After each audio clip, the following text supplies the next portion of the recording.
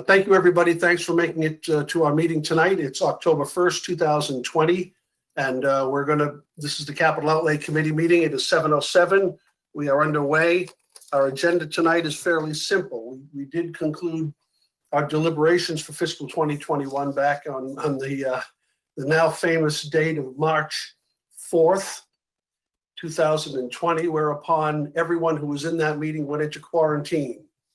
And, and now we evidently feel safe enough to come back and at least communicate remotely. So here we are. And our agenda tonight is fairly simple. I'm going to turn it over to Mr. Mizuko in just a second, but really what we're going to do is we're going to go over a quick review of what we decided back in the spring. And then Mr. Mizuko has certain changes and additions that he wants to make, because we do have a special coming up on November 12th. And so we do want to bring we've decided we will bring the capital improvement plan to the special. We usually bring it in the spring, but we just didn't do it this year in the interest of time. So we're going to bring the capital plan forward to town meeting at the special in November. All right. And then Tony's going to talk a little bit about infrastructure improvement plan. So before I go any further, I do want to introduce two new members. Anne Marie Mazzola is representing the school committee, or in the school committee slot, I guess is the better way to put it. She takes over from Maya Bodenhofer. And Anne Marie, welcome to our group. Thank you. Happy to be here, Tom. All right, very good. And we had a vacancy among the four moderators' appointments.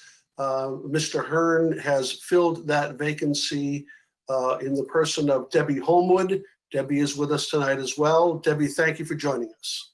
Thank you, and hello, everybody. Good to see everybody. Yep. Thanks. Oh, very good. So, Tony, you've got a little presentation. Why don't you take it from here? And then if anybody feels like they want to jump in with a question, and you really have to ask it, feel free to do so. Otherwise, though, maybe we'll hold questions until the end, okay? Go ahead, Tony. Floor is yours. Thank you. Thank you, Mr. Chairman. I've got a short 57-slide presentation for everyone tonight that we'll get through. Just kidding, of course. So in brief, to just recap the capital plan from last year, and I know this might be tough to read on the screen. If you remember at our infamous meeting last year, Capital Outlay had approved the bulk of the capital plan. They wanted information on the rate impact for the infrastructure portion of the plan. Some projects to go forward to town meeting, some projects to be held to the spring due to COVID. But the plan was otherwise approved. That much we're still presenting as is the plan. Those of you who are newer members, this would have been in your town meeting book back in the spring, but feel free, as Mr. Maloney said, to reach out to me and we'll be able to sit down and go through any of these projects in detail if you would like. One project I do want to just highlight as an example of that will be taken care of this winter, assuming town meeting approves the plan, is the fire kitchen.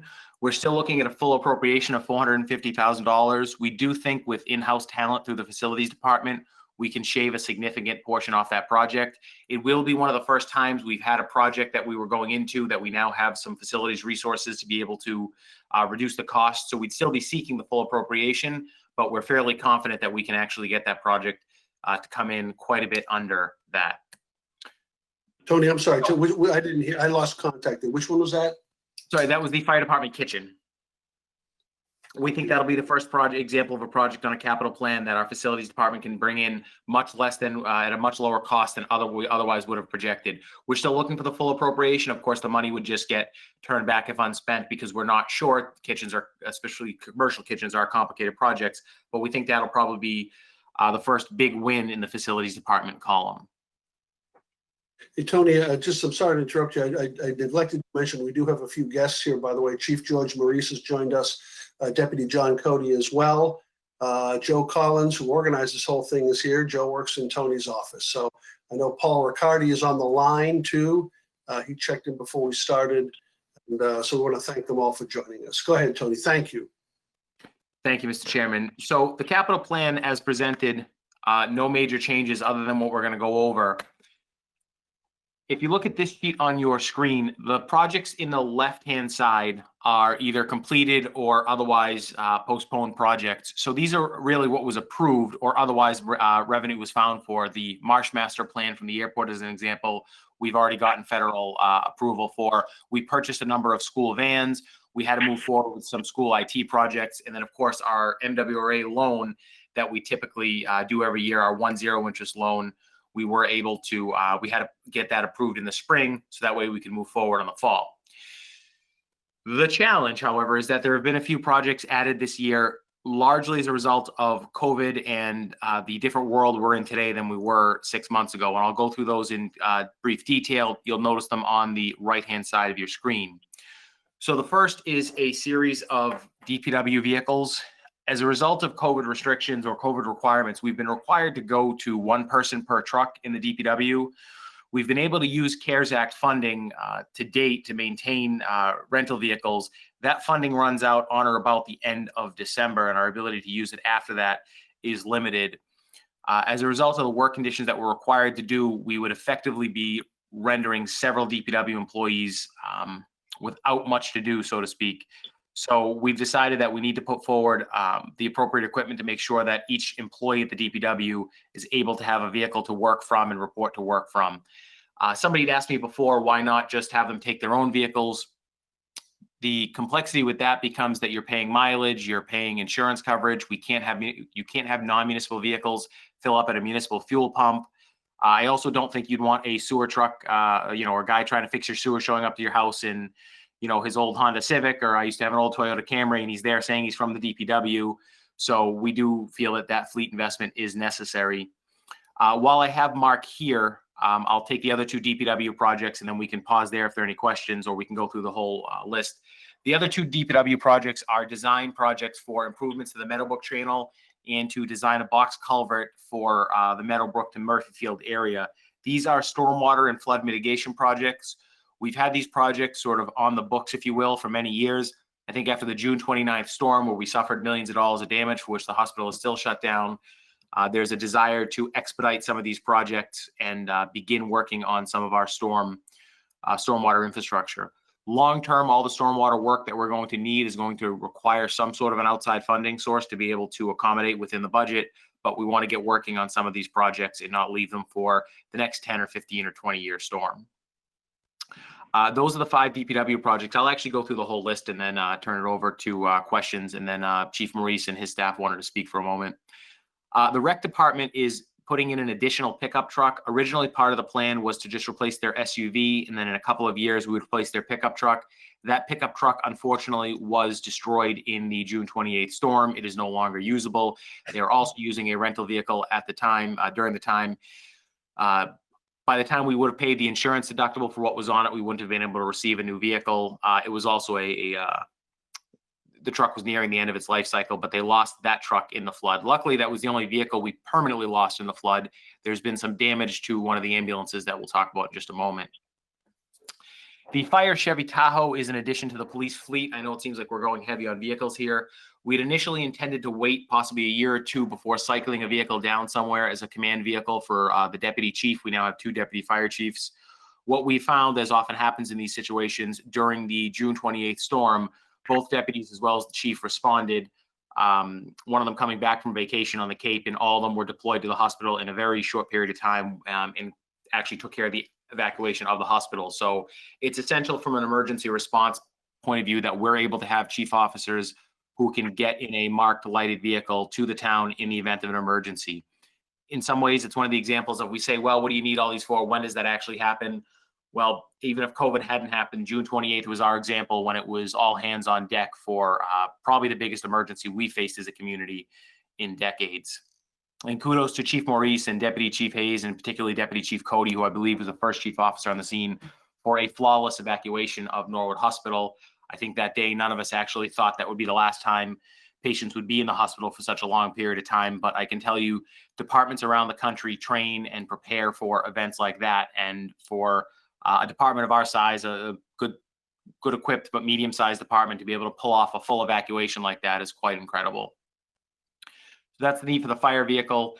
The last item here on the list, as it relates to the fire department as well, is a one-time purchase of tools and equipment for the fire department mechanic. I'll explain that, and then Chief Maurice and Deputy Chief Cody are going to want to opine on that as well. We had our longtime mechanic at the fire department retire after close to 30 years of service. A lot of the tools he used were his own, so he did take his personal tools with him.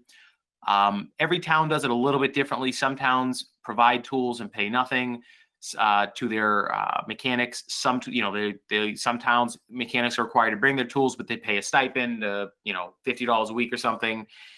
Because we've had one fire department mechanic for so long, we've adopted neither option really. So we have a shop that is under-equipped to be able to serve our vehicles. We have a plan to try to go from being reactive to proactive in our vehicle maintenance, which I'll let Chief Maurice and Deputy Chief Cody speak to in a moment. But as it stands today, we're unable in-house to do most of the short-term repairs on our vehicles and most of the services required. Our vehicles, when they hit there, and remember these fire vehicles are $600,000 to $1.5 million a piece. They're getting to the end of their life cycle and they're dying. The last engine that we traded in was a $15,000 trade-in. It was probably almost worth more in scrap because the maintenance requirements have changed and we don't have the equipment in the shop to make up for them. We also don't have the equipment to perform a lot of the preventative maintenance, which the chiefs will speak about in a moment, but we also don't have the equipment in the shop to do a lot of short-term repairs. And an example is even being able to change brakes in an ambulance. We're subbing so much of that work out. And not only is it at the same cost, because remember, we're paying prevailing wage wherever we're sending vehicles, but the downtime for an ambulance is sometimes 2 or 3 days for a brake job. Because we have the staff in-house and we always have, having the ability to do it in-house is also going to dramatically reduce that downtime. That would be a great thing absent the hospital being closed, looking like a while before the hospital itself reopens or there's any sort of an emergency service. We can't afford to lose these vehicles for such an immense downtime. So that's my note on the purchase of tools and equipment for the mechanic. I'll turn it over to Chief Maurice and Deputy Chief Cody who want to speak to that as well. And then we'll open it up to discussion before we move on to the infrastructure plan, if that's okay with you, Mr. Chairman. One thing before we go to the chiefs, to the chief and the deputy chief, just getting back to the DPW, I think you sort of mentioned this, Tony, but can you tell us what is the advantage of purchasing these vehicles, which we may not need a year or two from now, as opposed to leasing them? So on the one hand, we'll always use them. So there's always a use for a vehicle. We don't know when we'll be able to put multiple people back in a truck, and we'll always have the spare vehicles in the fleet. If we were to all of a sudden not need them, not that we would never not need them, we would simply adjust our replacement plan going forward. So instead of buying additional vehicles next year, we would say we've already got vehicles in the fleet. It would come out the other end. Okay, thank you. Chief Maurice? Thank you, Mr. Chairman, Mr. Mizuko. So the reason we're going for the large amount of money on the repair of the vehicles, and basically it's an investment in the department's mechanic. As Mr. Mizuko had mentioned, we're trying to go from a reactionary repair system to a preventive maintenance repair system. And I think that in the long term, it will save the town money if we make this investment in the department's mechanic and the tools for the department. I'd like to introduce Deputy Chief Cody. He's the one that's managed and spearheaded this project with the new department mechanic, Shane McBride. So I'm going to have him speak on this. Go ahead, Deputy Chief Cody. Thank you, sir. Thank you, Chief. Good evening. So the reason we transitioned over to this preventative maintenance program is the biggest thing you want to take from this is its liability protection. The past mechanic was pulled. We talked about that pulled in many different directions. We talked about the building facilities group. Well, we were in charge, the chief and the department mechanic, of basically running this building. With losing that ability, we now have the opportunity to actually put the mechanic on the truck and reduce the costs of those labor surcharges that we outtake. A perfect example from the storm that we talked about, we've sent our ambulance NA2 down to the Ford dealership in Rodman due to the flooding on 4 separate occasions, each time thousands of dollars in diagnostic equipment. We have the capability with the personnel, we just lack the equipment. Everything that we're looking to purchase, we inventory. Everything that we have purchased, we now inventory. We have a dedicated log. Those are town's equipment. Those are your tools, not the fire departments, the town of Norwood. If you need that list, we can produce it instantly, as we always have. as we always should have, I should say, we're looking at lifetime equipment. A Craftsman tool is not a tool for a failure piece of apparatus. Snap-on equipment is what we will buy. That's the brand name. It's a one-time purchase that will never have to have. We never have to repurchase. You'll see that the list is broken down to a specific part item. That's going to become our way of tracking our inventory for the life of this mechanic, the next mechanic, and so on. Once that part breaks, we buy a new part. No, not under the Snap-on system. They replace it. So yes, it's a large amount of money, but to transition and to reduce those secondary breakages that we always have had in our engines, see Mr. Mizuko's $15,000 engine one, it is definitely worth more than parts. The pump itself was worth $12,000. I find that egregious. The town lost money. We have continued to lose money because we outsource all of our work. If you want a department mechanic to fix the trucks, you have to give him the tools. And that's what this program is for. We're asking for a one-time, this large sum, and then we can piece together over time through our budget the specialized items that we need. That's the intent of this. If there's any questions, please feel free, and I can answer them individually. So as I understand it then, Deputy Chief Cody, we can expect in the future then to see fewer dollars spent out of the budget for repairs of vehicles because we've been outsourcing those repairs so much. Here, we're spending $156,000 on tools, but we won't be shipping the vehicles out for repair. Is that how I understand it? Well, yes, except I wouldn't say we're not spending. We are definitely investing. And that's not a play on words. I truly mean that. It's an investment in these tools for the department. The budget, the maintenance budget that the chief has should actually go for preventative maintenance. A large portion of that is exactly right, Mr. Maloney. It has been outsourced, and that preventative maintenance isn't done in-house. It's actually labor charges that we're trying to take in-house so we can actually purchase parts. Okay, thank you. Any questions from anyone? Debbie Homewood, make sure you unmute yourself. There you go. Are any of the tools redundant with DPW? Or do we share or how? No? No, they're not redundant. That's a good question. We actually went up and looked at what they have. Unfortunately, some of our equipment, as you can imagine, you put water and electrical components. We're a specialized branch. It's not just a diesel mechanic. Shane McBride, if you see me talking, he's off to my left here. He has 28 special certifications that a typical DPW mechanic wouldn't need. Part of those certifications are specialized equipment, socket sets, little tiny things that just other vehicles don't need.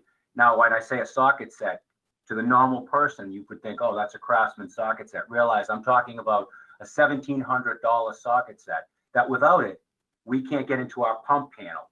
We outsource that. We pay the $1,500 charge for nothing. That $1,700 socket set, that one-time investment, we are now into our pump panel. And the DPW does not have those specialized tools. That's specifically for our need. Go ahead, Deb.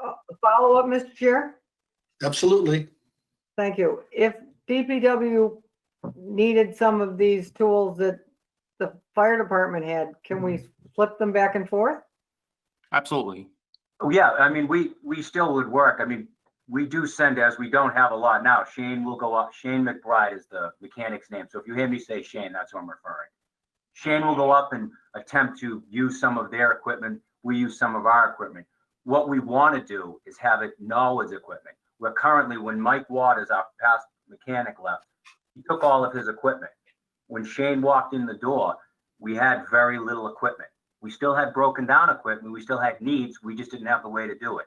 So the interagency cooperation is definitely going to still be there. Okay, thank you. There only may be just a slight charge for Mr. Ryan, though, if he's borrowing some of our tools. Well, I appreciate your Yep. entrepreneurial spirit, Chief. One of the ways to think about it, the DPW fleet is mostly a traditional vehicle, so a truck or a large truck, and that's what you sort of design your mechanic shop to be able to handle. The DPW fleet is a smaller portion are really large vehicles, and those are specialized that they would send out in certain cases, a street sweeper, a dump truck. The fire fleet is almost the reverse. A small portion of their fleet are traditional vehicles, a couple of Tahoes, a pickup truck that any mechanic can fix. And the bulk of their fleet is $1 million fire engines and $500,000 ambulances that, traditional garage shop couldn't fix, couldn't take care of. Down the road, secondary to this, I'd love to look at whether we could eventually do like centralized fleet maintenance for all of our vehicles. The only problem with that would be you need a location that can fit lots of large vehicles. Not at the DPW, not at the fire department. We don't have a space. But if at some point in time something like that ever became available, a centralized fleet maintenance system might be beneficial. Thank you, Mr. Mizuko.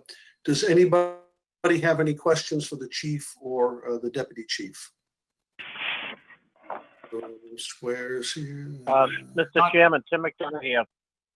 Yes, sir, Tim. Just a quick question on the top 5 items, the 3 DPW, the rec, and the fire, the amendments, basically.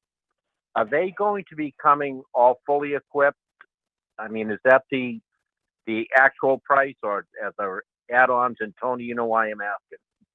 I do know why you're asking that, Timmy, and I appreciate it. We have moved towards capital budgeting of the full cost of a vehicle. We will never again, unless we get caught unaware, budget one amount and then scramble to find an enormous amount of other money to fully equip it. We don't do that with police cruisers anymore. We buy the cruiser fully equipped.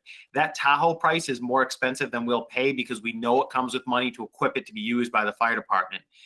Engine 5, which we just got, needed close to $100,000 worth of materials on top of the engine. I don't believe in doing that when I bring a capital project forward. If the vehicle with everything we need to put it into service is $100,000, that's the number we're going to bring forward. That way I'm not here in a year saying, hey, we bought this new DPW truck for 30 grand, but I just need $9,000 to put the plow frame on it.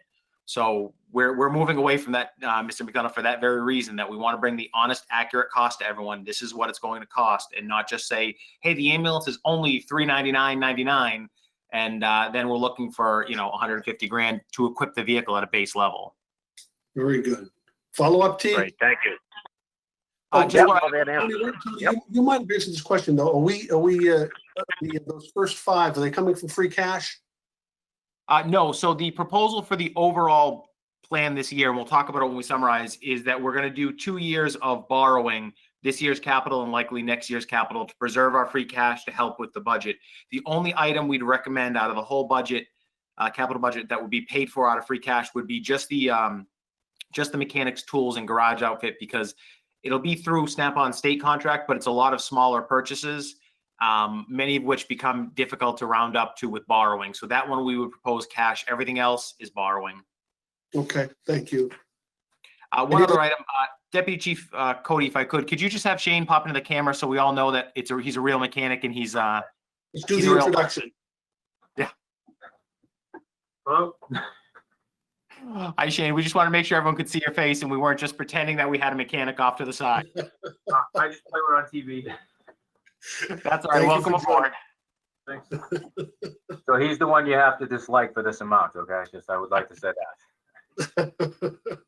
Once you see the face, we know we can put a face to the amount, and I think we're generally willing to make that investment in him. And congratulations to Shane. I just believe he had a little one not that long ago. So. Yeah. I did. Thank you. 4 months now. It's getting big. All right, very good. Zuko, you've embarrassed the man enough. Keep going. Okay. I don't get down to the fire department enough now with COVID, so I got to take the opportunity when I can. All right. Before we go into the infrastructure plan, do we have further questions on these items? And again, those of you who were on capital outlay or were not on capital outlay last year, please contact me and we'd be more than happy to sit down and go over the full plan. Okay, and I was remiss. I want to thank Emily Chambers and Molly Ahern from Tom McQuaid's office for joining us tonight too, by the way. Thank you so much. All right, if there are no further questions, Tony, on that, we'll move on to the infrastructure. Sure thing. So there were 2 portions to the infrastructure plan. One was a 5-year road borrowing where we would borrow approximately $2.5 million each year for 5 subsequent years to get our road paving program caught up. We're hoping by then the appropriation from the general fund, as well as if we can keep that up, will then be able to maintain our roads where we want them to be. That will be 5 borrowings. The borrowings would be 10-year bonds, 1 per year. We typically do about $1.5 million now in road work a year. With each of those bonds, we would be looking to more than double that for a 5-year period. There are some towns that spend nothing compared to what we do on roads, and there are other towns, Braintree is an example, that spends more than twice we spend on each road. So that would be a general fund obligation or a general bond. My screen is freezing a bit here. The other part of the infrastructure plan is a water borrowing plan. We have been trying to line our water pipes, and I'm actually going to take the screen back for a second to show everyone a few images. I've shown, many of you have seen these at town meeting, but I just love showing the pictures. We're trying to line all of our water pipes in town.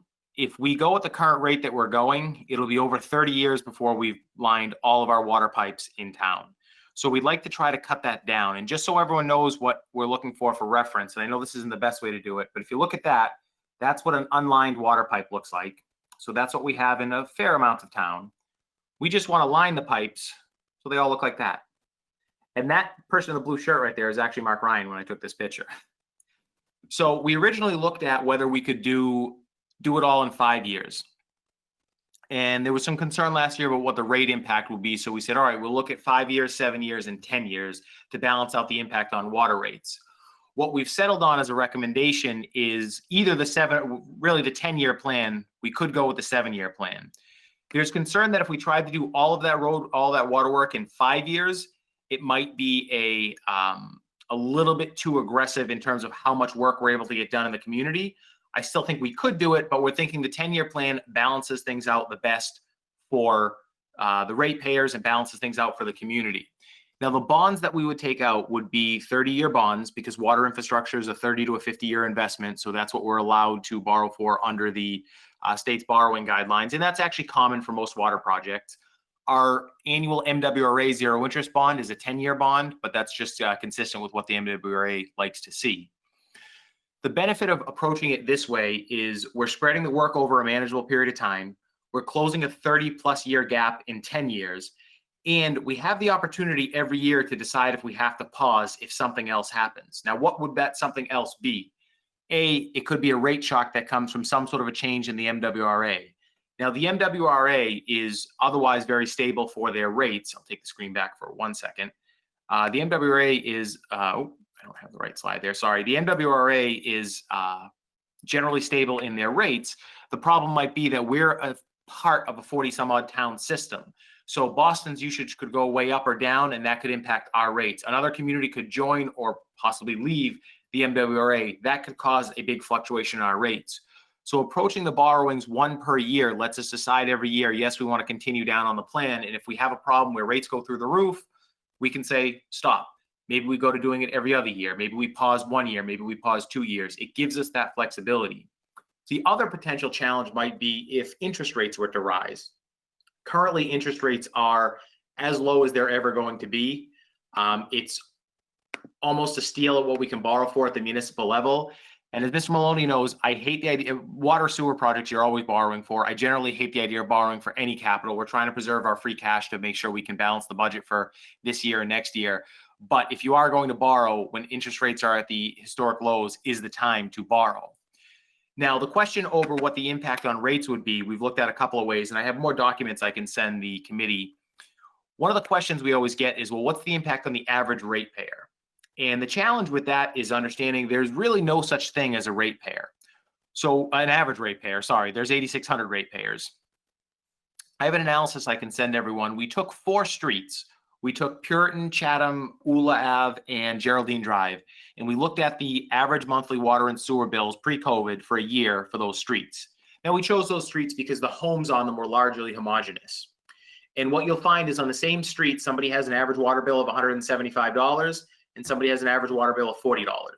So there's a statistical average in there of between $70 and $100 or $110, but that statistic average is never actually what the average ratepayer pays, because you'll go down the street and it'll be $42, $29, $187, $68, $112. So the best way we can tell folks, if you're trying to calculate the average impact on your bill, look at your monthly bill and add the percentage points to it, because it's not like taxes where every house on a street may have a fairly similar assessment. You never have a street where if all the homes are roughly the same, one of them is valued at $700,000, one of them is at $400,000, and one of them is at $200,000. But when you look at the water sewer bill, you actually have that 30, 60, 90, 120, 150, 180. So I'm going to take control of the screen in 1 second here. And everyone loves looking at spreadsheets on a big Zoom screen. So this is our analysis for the 10-year borrowing, which is what we would propose. And if you scroll through here, the average increase due to the debt service is about 1.75%. Let's give ourselves a little wiggle room there and say the debt service might cost 2% per year. So I know some folks will say, wait a minute, 10 years, that means absent any other increases, we could be looking at a 20% water rate increase over 10 years. The tax rate in town will increase at a minimum 25% over those 10 years, plus any of the new growth that gets added to the base. So what's that impact on the average ratepayer on their monthly bill? Year one, it'll be about $1.75 a month if you have a $100 a month sewer bill. Now that's the challenge. You have to look at your own bill. In the summer, we sometimes have folks who have a $300 bill because they're watering or they have a pool and they haven't separated out their meter. So I really encourage everyone, you've got to look at it about 2% on your bill. One of the things we're always concerned about is what's the impact on the elderly. What we find generally is that there's a small majority of elderly, especially the proverbial little old lady who lives alone, their water bills actually tend to average under $50 a month. That's not everyone, but generally it's based on household size and it's based on what you're currently sort of your own living situation. And again, a family of four where everyone's going to work or school every day might be, 4 or 5 showers a day, 6 or 7 days a week. An older retired couple maybe is not going out every day and not necessarily utilizing their water as often. It's actually quite fascinating when you look at water data. So that being said, I'm sorry, I find these things interesting when it's, you look at one street and it's all over the place. Well, we get the point. The more you use, the greater the impact in dollars. And I know I'm overemphasizing that, but that's why when people say, what are my water rates going to go up? You've got to look at your monthly bill and add 2% to it. All right. And that monthly bill is all over the place. By the So way, that do will be our people water have this- infrastructure. do we all have this sheet as part of your packet that Joe Collins sent out? Matt says yes, Bob says yes. Okay. Yep. All right, go ahead, Tony. Okay. And I'd be happy to answer any questions on the sheet or on the project. Mark Ryan is here as well with us. If anyone has any questions specifically about what we were doing or how it would work, but we're looking to kick up our infrastructure investment over the next 5 to 10 years.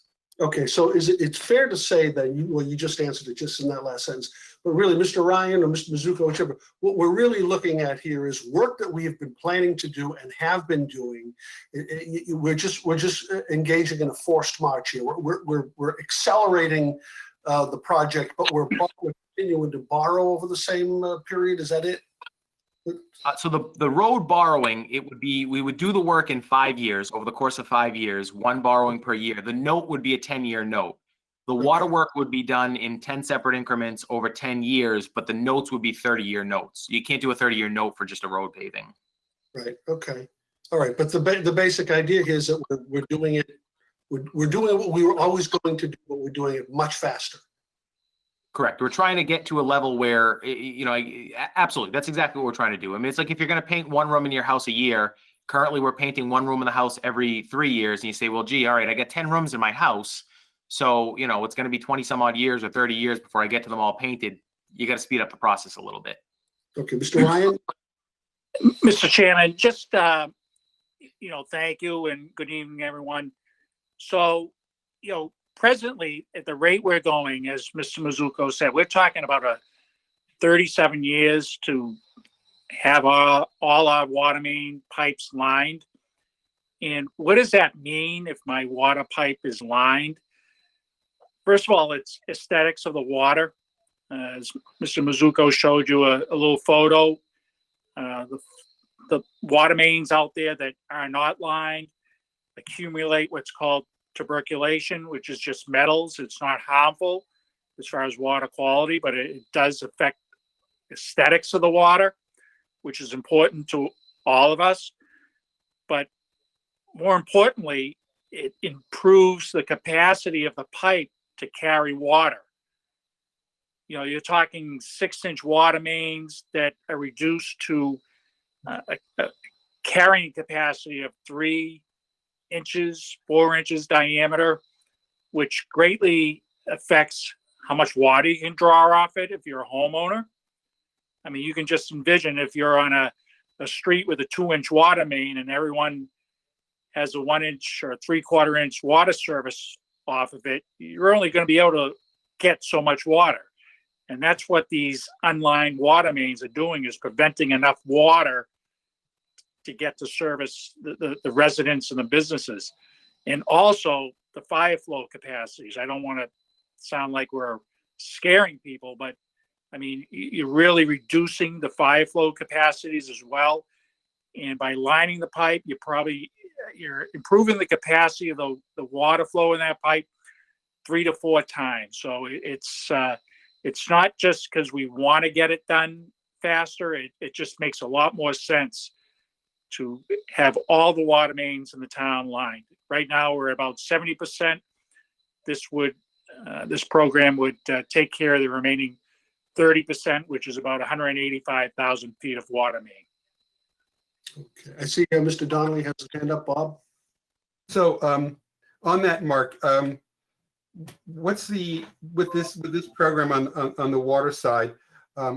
Would you anticipate that we would reduce our potential for having water main breaks, and what impact would this have on lost water through pipe leakage and things such as that? I'd imagine that there'd probably be some advantages to improvements in the infrastructure, reducing those kind of events. There's a huge advantage, Mr. Donnelly. Thank you. It would reduce the amount of leaks, because now you got basically a seamless pipe, where prior you have a pipe that has a joint every, back in those days when they put them in, 12 to 13 feet. You have new fire hydrants that are put in that probably have some issues as far as their connections. And the water services are replaced as you go along as well, which a lot of them are old iron water services that are very susceptible to leaking. So the reduction in water loss would be greatly improved by doing this type of work in this amount of time. Yeah, because if you're losing water through leak, you're still paying for the water that's leaking. Even if it's not getting to the homes, we still pay for it. Correct. Town does, yes. Yeah. And over one time, more- sorry. Go ahead. Over time, shrinking we pay for water in a unique way. The MWRA charges us for water, right? The Mass Water Resource Authority, but our rate from them is somewhat determined by what percentage of the system that we are. So if we can shrink what percentage of the system we are by having a more efficient water system, that means that cost burden of the debt on the MWRA, which is factored in our rates, gets shifted more to other communities. Now it can be the opposite too. If we end up being a bigger portion, we pay more, but the efficiency there over time will help every year. Every time you line a new section of town, you're going to lose less water. Mrs. Holmwood, you had a question. Yeah, I'm new here, so if these have been asked and answered, I apologize. We're borrowing, is the 30-year borrowing on this a fixed rate? Yes. And what do we line these with, the pipes with? And how long does that lining last? Mark, do you want to take that one?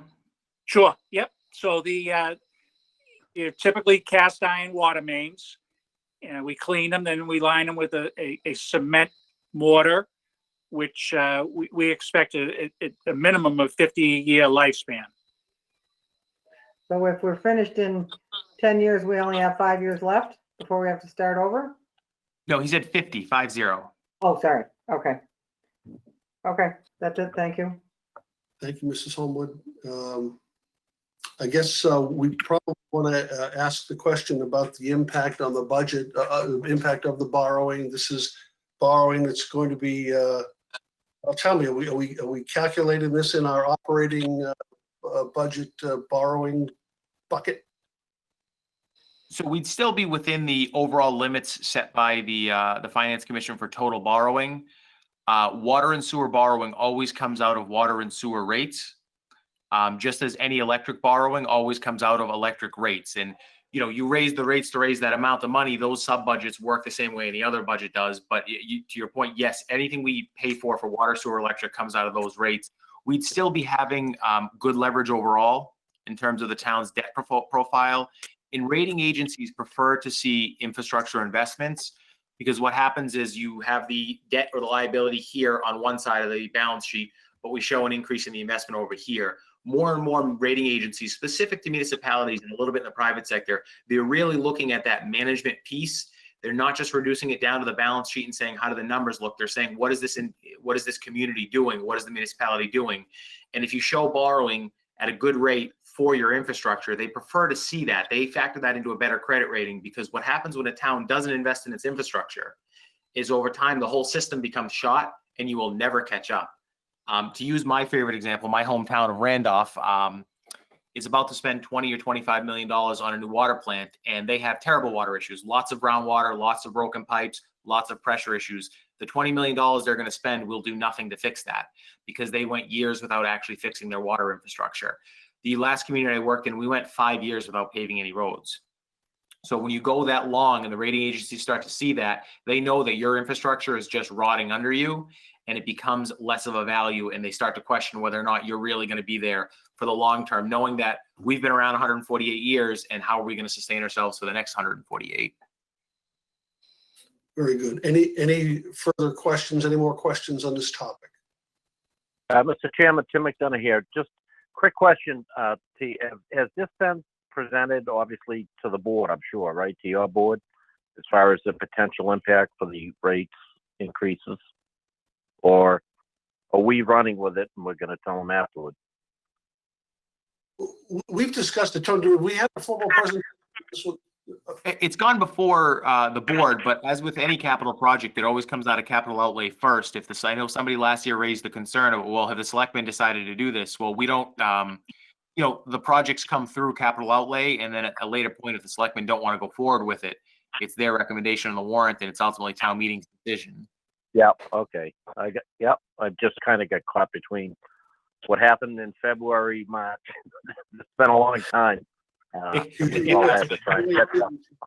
We're familiar with it, though. I mean, I know we've all talked about it, one-on-one with Mr. Mizuko and so forth. But this is the big coming out party for the idea on a wide scale. Yeah, I think we paused last year wanting to get an idea of what the rate impact would be if we spread it out over the 7 or 10 years, and we did those calculations and have that for everyone. Any more questions? Just, Mr. Chair, I see there's a note here about this assumes a 4.5% interest rate, and it's described as extremely conservative. I know this can't be answered with certainty, but is there a chance when we do go to market, we could do better than 4.5%? Absolutely. It will be better than 4.5%. Mark Good, do you want to explain the bond premium we get and why the rate shows as 4.5%?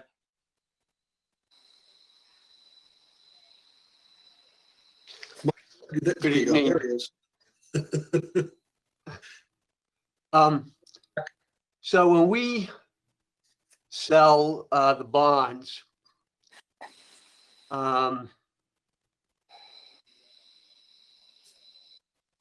we typically nowadays get a premium that is over and above the principal amount of the bond.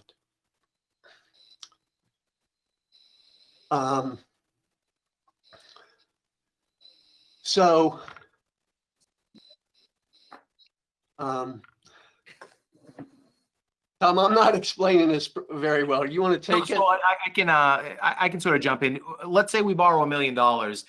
We basically get $80,000 back as a bond premium. As a result, they have a higher interest rate than what the market shows. So any way you look at it, we're probably paying around 2 or 2.5% without that premium. Or instead of borrowing a full $1 million, the state requires us to take any bond premiums we get and apply it to the cost. So we need $1 million worth of work. We're doing 4.5%, but we're actually only doing it on $920,000 worth of work. So each of these bonds, roughly at, I think they're $4 million bonds, will probably get between $300,000 and $400,000 as a bid premium that reduces the overall borrowing volume. So it shows as an interest rate of 4.5% because the bond buyers want to pay, they want to think they're getting their money back, but it's just to make sure they're getting 4.5%. But really, we're getting duped a lot of money up front. Or another way of saying that, if I was gonna be a bond purchaser, then I would be giving you ordinarily $1,000 to buy that bond. I'm giving you $1,100 or $1,200 to buy it. So I'm not really getting 4.5%. I'm getting it on the 1,000. I'm not getting 4.5% on the 1,200.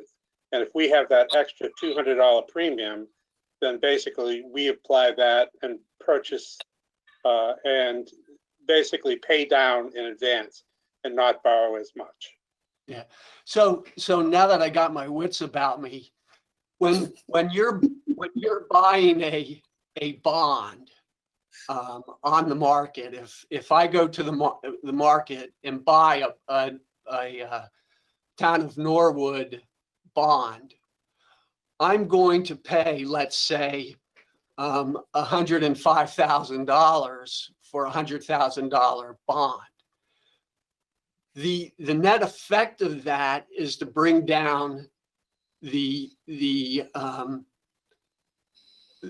so with that $105,000 bond, I'm going to get a coupon of 5%. The net effect of that is to bring down the interest to, say, today's 30-year note is going for $1.50. So the premium is offset with the coupon that you're receiving interest on. Thank you. Great. Thanks a lot. The short answer to your question, Bob, is yes. Thank you. Any other questions? Mrs. Holmwood? Didn't we have a rate hike to pay the borrowing on the new DPW building? Wasn't that paid for through water? Correct. The portion of the building is ascribed to the portion of the debt service on the DPW building is paid for out of water and sewer rates, consistent with sort of enterprise fund accounting. I think the actual piece is 60%. That was a decision made at another time. So, but yes. That's correct.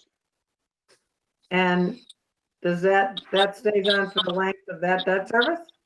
Correct. And what was that percent? 60. I think you're asking what rate did we borrow it? Oh, Well, Is what that did that what cost? you're asking? What did that cost the taxpayers in their rate That's the increase? taxpayers, nothing. The Well, portion that was used for water is paid by the water ratepayers. right, I'm sorry. How much did it increase our water rates? no, I'd have to go back and look. Unless, Mark, do you remember what the net impact of that? I don't know what the dollar amount of the 60% is. I don't know if I can pull up the debt schedule quickly. If you give me a. Well, no, Yeah. I mean, so that. Tony, last- I Debbie, thought, it's going Tony, to dream deferred. I might have something here, but it goes back to 2014. But Okay. All right, it's a little improvement in the water system, and it's on the ratepayers. correct. okay. That was presented back in 14, like you said, Mr. Maloney. Yep. Yeah, Ms. Holmwood, I will get you the exact answer to that question once we can just pull what that debt service number was. Okay, I just wondered if it was the same kind of, I remember that was a long time ago, but if it was the same kind of, the water rates are What was going the up. issue on that? Was that about 2014? Correct. Yes. Okay, thank you. Same principle, though. Mrs. Holmwood, same principle, yeah. Very good. Next on the agenda, Tony, go ahead. I will, sorry, I was pulling up the budget so I could get that number. That's actually all I have, Mr. Chairman. We have talked about the plan as it was approved last year. There were these additions to the plan, and then it was the two parts of the infrastructure plan, the road plan, and then the last piece we left off from last year was the rate analysis, which we have calculated out to be roughly 2% for each year of the borrowing. Okay. Very good. So what do you need from us now as we look toward a November 12th town meeting? So the decision on the additions to the plan, and then separately on the two components of the infrastructure plan. Capital Outlay both recommends the project and a funding source. The funding source, which actually a funding source for the whole plan, the proposal this year is borrowing for all of the plan with the exception of the mechanic shop outfit. And then the borrowing and to do the road project, and then of course the water project, which through borrowing, which would have to be through borrowing. Are we confident that if we follow that recommendation to borrow for everything except the tools, we will stay within our limitations as outlined in our financial policies vis-a-vis debt service paid out of the operating budget? Yes, and I'll defer to Tom McQuaid if he wants to confirm that, but yes. That's my understanding. Okay. Well, under the circumstances, I suppose, even if that were not the case, we probably ought to follow that recommendation because any free cash certification, which we don't have yet, is really kind of a 2-year free cash certification. We do not yet know the impact of certain, particularly school-related, but budgetary matters, that are going to accrue as a result of COVID. So we probably want to preserve our cash. If we find as a result of this that we have, maybe Mr. Donald would like to weigh in from the Finance Commission perspective, but if we find that we have exceeded the 5% threshold of borrowing, Bob, I suppose the plan would be do it now and correct it as soon as possible once we get past this COVID emergency. Is that you think that's a wise approach? Yeah, I think so. I don't have numbers, but my recollection is that we are not very close to the 5. I think it's 5% non-utility revenue is our financial policy. I mean, I guess it'd be nice to know how much this adds to, how close this gets us to 5%, but I believe it's probably going to be well under 5%. We had plenty of flexibility. I believe we're only at 3.3 or 3.6, and that's total general government debt that's not excluded. So we would have to borrow a significant amount to get to that level. And Ms. Holman, sorry. Go ahead. You had a question for Mrs. Holman. Go ahead. Yes, I checked the number. The debt service that's being paid out of water sewer is about $351,000 for the DPW facility. So the net impact at the time would have probably been 2.7% increase on the rates. Okay, and we're asking for, I've already forgotten. It would be roughly 2% each year we proceed with the process. Okay, thank you. By the way, Mr. Mizuko, not to get too far afield, but you and I talked a little earlier today about that second contributory stream for the DPW building, which was the stabilization account. And Mr. McQuaid might want to weigh in on this too. We're actually not too far away from squaring up on the stabilization contribution to the DPW. I think, in fact, I mean, it might be something we want to attack all at once, if possible, in the next year or maybe 2 years. But we're not too far off, isn't that right? Yeah, I think we have fiscal 21 and 22 maybe. Oh, okay. All right. So we're close anyway. Okay. I just I was checking the calculation for Mrs. Homewood, and Tony answered it before I did, but I actually came up with about the same number. So it's relatively minimal, 2.3%. Yeah. All right. So Tony, you want to vote on the additions, right? Correct. Change additions. I mean, is anyone uncomfortable with the idea of taking a vote on this now? I mean, is there any additional information you need to make the decision? Chair? I'm not sure what I'm voting on because this is my first Stay at the Okay, rodeo here. well, actually, I'll have Mr. Mizuko summarize it in just a second, but Mr. Donnelly had another question. No, proceed. I can hold my question till later. Yeah, Mr. Chairman, Tom, Tim McDonough here. Go So ahead, Tim. basically, it meets with our sort of self-imposed restrictions on, what the capital outlay will do. We didn't want to. We had guidelines on what numbers we would recommend every year. I think we're well within what we normally do, even including all this COVID that's happened. I think we've been very responsible over the last, dozen years of making recommendations that live within what we can afford. And there's certainly all worthy projects that have to be, or should be addressed. And that's what our job is as capital outlay, to seek recommendations from department heads and then present it to town meeting and to the town fathers, and then they run with it. I think it's a very responsible recommendation with the additions. I'm especially impressed with the fire department with the acquisition of tools for a new employee. I know it sounds kind of crazy, but I think it's going to be a money saver, much like the whole addition of having a facilities department, which we're going to see immediate results. So I for one just want to thank all the department heads for bringing the information forward. I feel comfortable bringing it to town meeting, but I'll hold off on making a motion until everybody has a chance to speak. Okay. All right. Any other questions, comments, concerns? If not, then Mr. Mizuko, why don't you? Mr. Chair? Rick? Mr. Chair, just what I did have one question, and this is just procedural in terms of our vote. Are we taking two votes, one to remove the completed or postponed projects and then one to add the amended projects? Or can we do this all in one vote? That's probably a good idea, right? That's probably a good idea. I was thinking, since we did previously approve those completed or postponed projects, we Yep. may just need a vote just to remove them from the plan.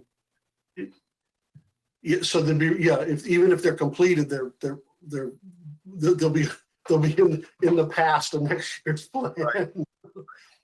We always go 1 year in the past and 5 in the future on the 6-year plan. Is that fair enough, Mr. Mizuko? Are you okay with that? Sure. Okay.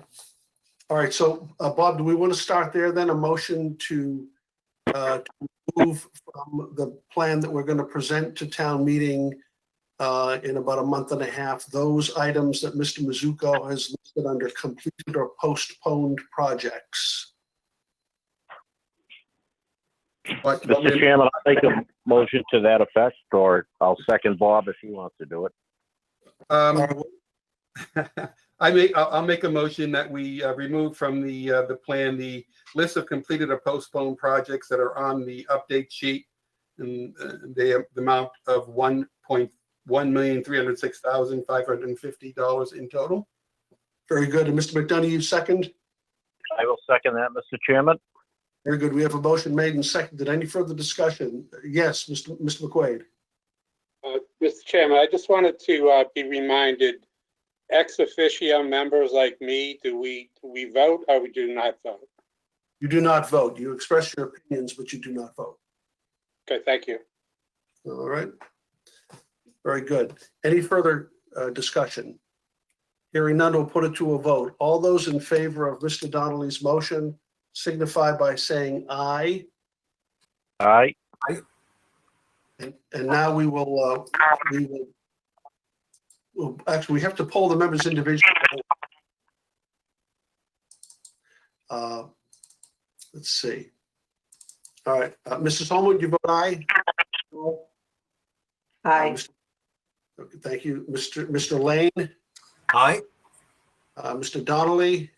Aye. Mr. Mazzola? Aye. The chair votes aye. Let's see, did we miss?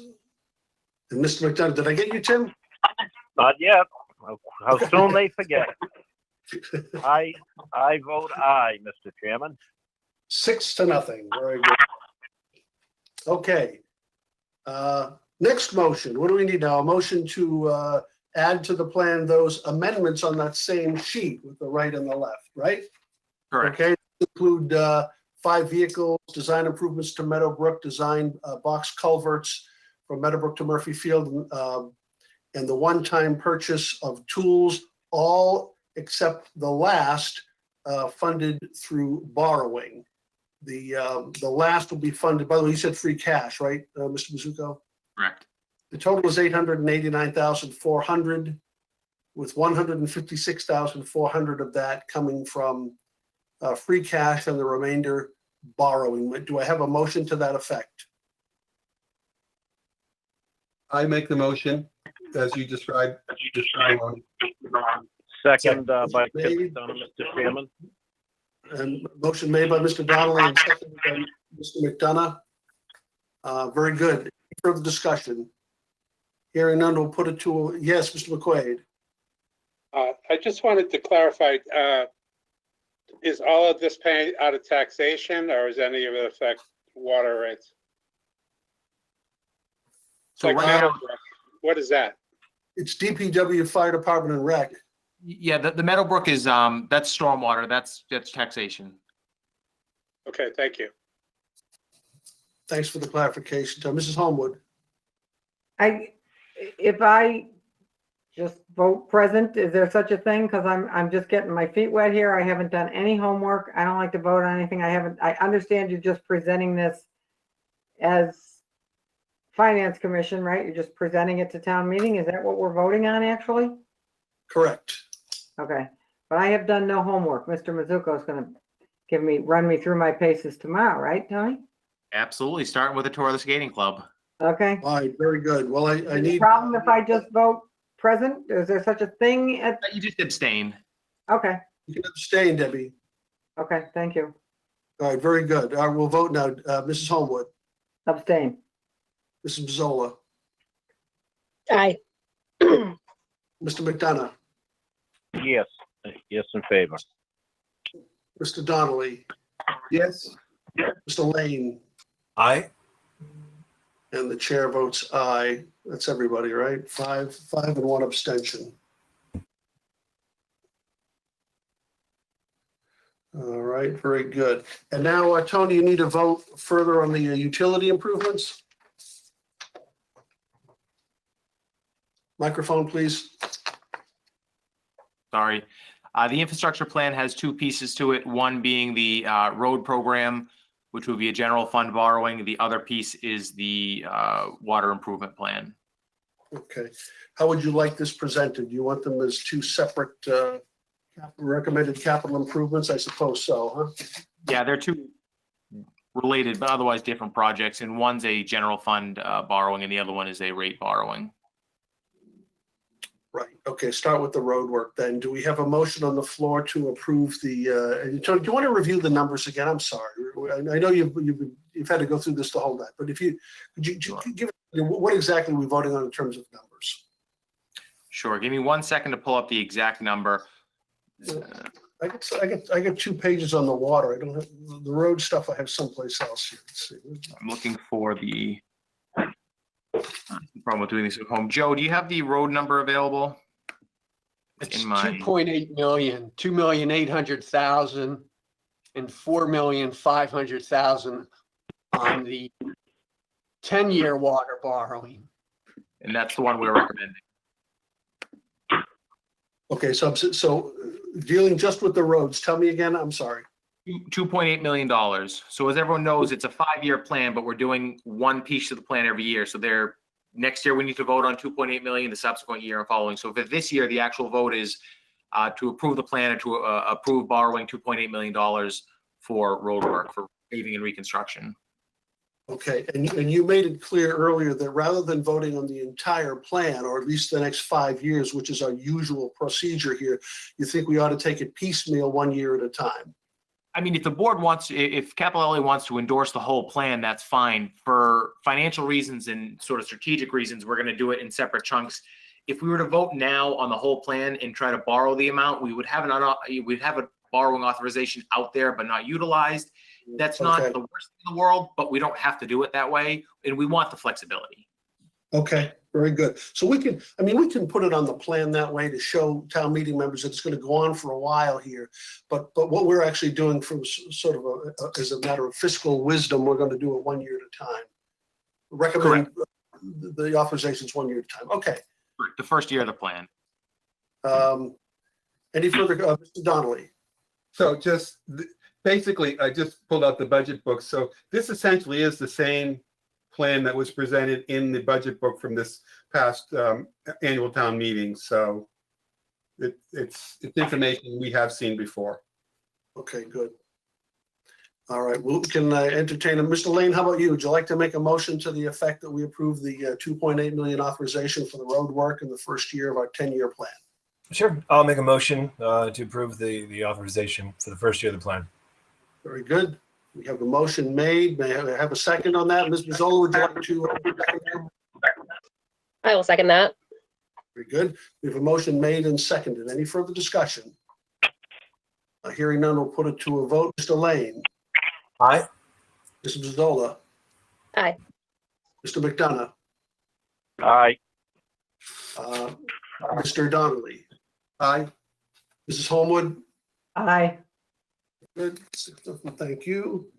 That is unanimous, 6-0. All right, and then on the water sewer, Tony, go ahead.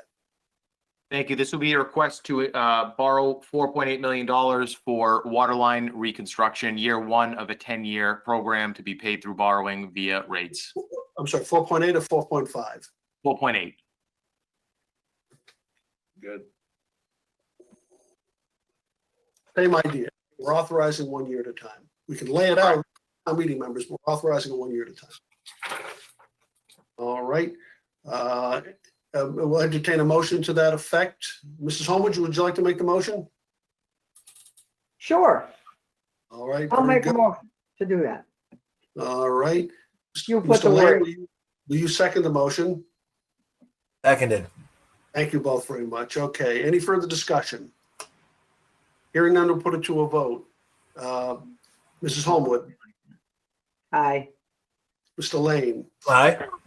Mr. Mazzola, Aye. Mr. McDonough, Aye. Mr. Donnelly. Aye. Chair votes aye, it's unanimous. Very good. All right, those are our recommendations. Let's see. Anything on the agenda then, just any other business? Does anybody have questions, comments, concerns? I do want to say a word or two about a couple of things, but go ahead, Mr. Mizuko. Just two things. I will send everyone tomorrow the sort of rate analysis we did looking at a couple of streets with homogeneous home types, just so you can get an idea of what it looks like. We'll also send everyone the detailed list of tools. Deputy Cody has a 40-page document listing out all the different tools that are part of the overall package. So we'll get that out to everyone as well. Okay, that would be much appreciated.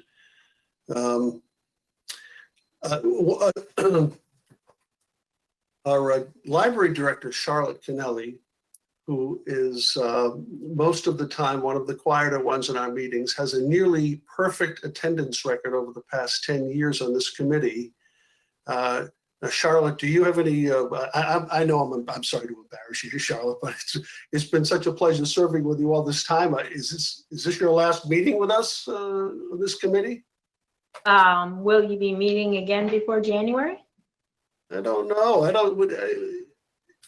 Probably not. We're going to Then town meeting. then it is my last, it'll be my last meeting, yes. And I All hope right. you welcome the, my replacement, onto capital outlay. It's in the town bylaws or something, right? That the library director is a member somewhere. That is Somewhere. correct. An ex officio member. So anyway, it's been fun. Yeah, 12 years.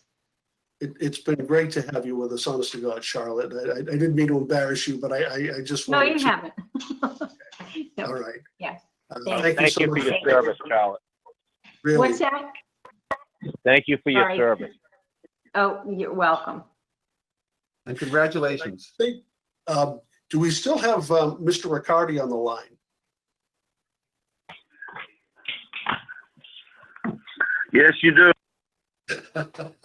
Well, Paul Riccardi is our new director of the facilities department here in town. He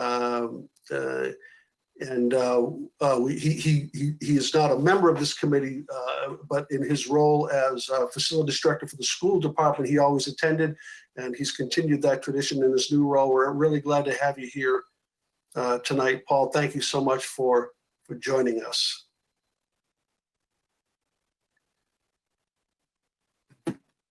All right. Very good. Mr. Ryan, thank you for joining us. Ms. Chambers, Ms. Ahern, Deputy Chief Cody, Chief Maurice. Let's see, we got everybody here. Oh, well, Russ McGuire, you're here too. That's right. We noticed you earlier. Was there anything you wanted to talk about, Russ, or are you happy to get out alive? Always happy to get out alive, Mr. Chairman. Good. Well, thank you for joining us then. If there are no other questions, comments, or concerns, Joe Collins, thank you for setting this up. Kathy Carney, thank you for joining us as well. And to all the membership, then, Mr. Mizuko, sounds like we're all set here. So unless there's anything else from anybody on any business, I'll entertain a motion to adjourn. So moved. From Mr. Donnelly, hammered by Mr. McDonough. Yep. All in favor? Aye. Poll? We'll poll to make it. Bye, everybody.